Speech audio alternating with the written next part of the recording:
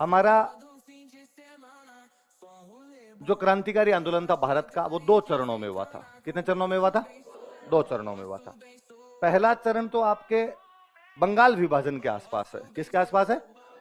1905 में बंगाल का विभाजन कर दिया था अंग्रेजों ने। जब तक बंगाल का विभाजन नहीं किया था, तब तक नरमपंथी और गरमपंथी ये कहते थे कि हम तुम्हारे काम करवा देंगे। नरमपंथियों को करना था हम एप्लीकेशन देंगे और एप्लीकेशन देने से तुम्हारे काम हो जाएंगे। गरमपंथियों को करना था कि ना, हम तो हड़ताल, जुलूस और प्रदर्शन करेंगे, तुम्हारे काम हो जाएंगे। लेकिन इसके बावजूद जब बंगाल का विभाजन कर दिया गया तो भारतीय युवाओं को बड़ा बुरा लगा, और भारतीय युवाओं को लगा कि ना तो एप्लीकेशन से अंग्रेज तुम्हारा काम करेंगे, ना हड़ताल और जुलूस से तुम्हारे काम होंगे।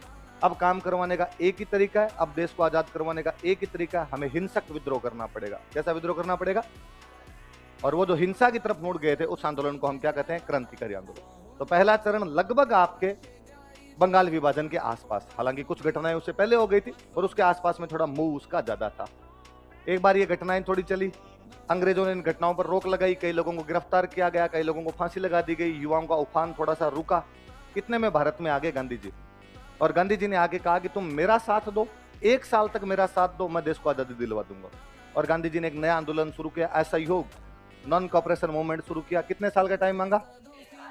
एक नहीं, लगभग 2.25 साल दिए गए। 1920 में आंदोलन शुरू किया गया। 1921, 1922, 22 में चोरा चोरी कांड होता है, और चोरा चोरी कांड के बाद गांधी जी अपना आंदोलन वापस ले लेते हैं।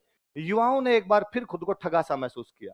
युवा गांधी जी के साथ बड़े जोर शोर से जुड़े थे, उनको लगा ये आदमी आजादी दिला सकता है। लेकिन गांधी जी के प्रयासों से भी आजादी नहीं मिली। तो असहयोग आंदोलन के ठीक बाद हमारे क्रांतिकारी आंदोलन का दूसरा चरण शुरू होता है।